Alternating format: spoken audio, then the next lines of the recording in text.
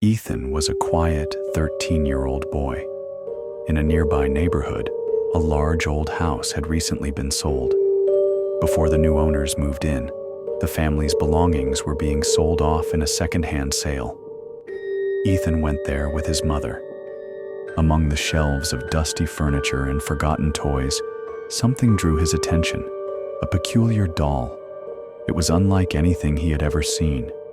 Its glassy blue eyes seemed almost alive, its mouth stretched in an unsettling grin. It had long, rabbit-like ears and golden fur that glimmered faintly under the dim light. Though worn with age, the doll carried a strange, magnetic pull. Ethan couldn't look away. After relentless pleading, his mother, Laura, gave in and bought it for him. At home, Ethan placed the doll on his bedroom shelf and sat down with his homework. But every time he glanced at it, he swore its grin looked wider, as though it was silently beckoning him. Uneasy, he pushed his books aside and began playing with it. A moment later, his mother called from downstairs. As soon as Ethan put the doll back and stepped away, a heavy metal trophy fell from the top shelf, landing exactly where he had been standing seconds before. If he hadn't moved, it would have split his skull. From that day on, strange events plagued the house. Light bulbs shattered for no reason. Windows cracked. Heavy objects fell on their own. And the doll's smile grew wider every night. When Ethan told his father, Mark, the man dismissed it as childish imagination, but agreed to throw the doll away. That night, a violent crash shook the house. Ethan awoke to find the doll lying on his pillow, staring at him, grinning. Panicked, he threw it across the room and bolted out, only to see his father injured at the bottom of the staircase. His mother rushed Mark to the hospital, leaving Ethan alone in the house. Terrified, he curled up on the living room sofa and eventually drifted off, but when he opened his eyes the next morning, the doll was sitting beside him on the sofa. Laura finally tossed it into the trash bin outside.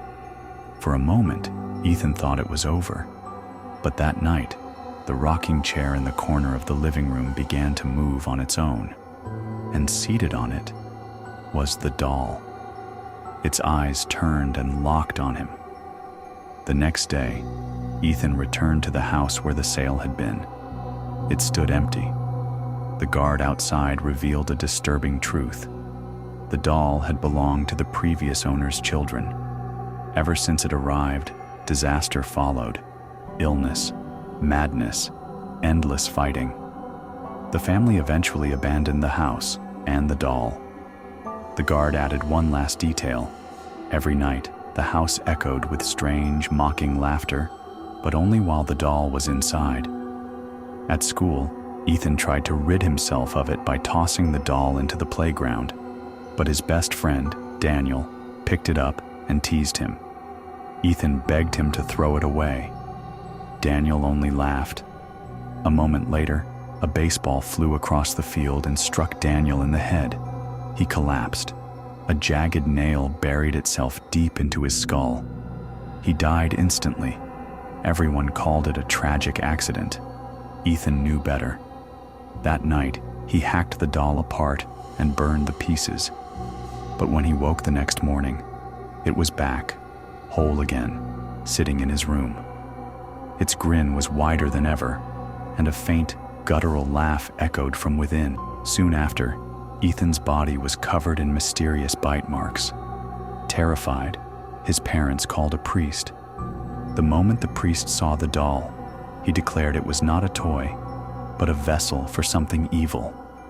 He sealed it inside an iron box, buried it near the old house, and warned the family never to return.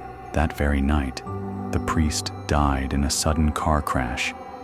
Ethan's family fled the city. Though the doll never came back, Ethan still dreams of it. The glassy eyes, the golden fur, and that terrible grin that waits for him in the dark.